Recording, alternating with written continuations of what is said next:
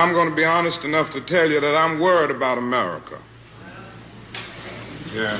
I'm worried about our nation because it's sick with racism still. And just think about the fact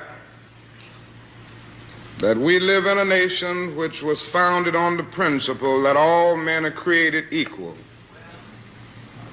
And yet men are still arguing over whether the color of a man's skin determines the content of his character.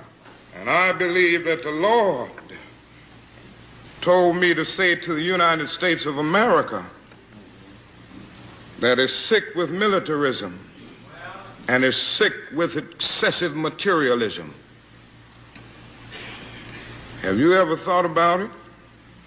There are between 38 and 50 million people in the United States of America who are poverty-stricken,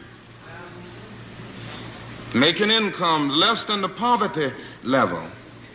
And yet, this is the richest nation in the history of the world. Our national gross product this year will go beyond $800 billion. And yet, there are between 38 and 50 million people who are poverty-stricken. Now, something wrong. A lot of people are afraid to say it.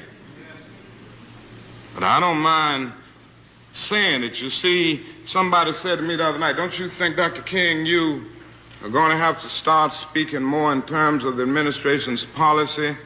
Because since you started talking against the war in Vietnam, it's hurt the budget of your organization, and people who once respected you don't respect you anymore. And I had to look over and say, sir, I'm sorry, but you don't know me. I'm not a consensus leader. I don't determine what is right and wrong by looking at the budget of my organization, and I don't determine what is right and wrong by taking a Gallup poll of the majority opinion.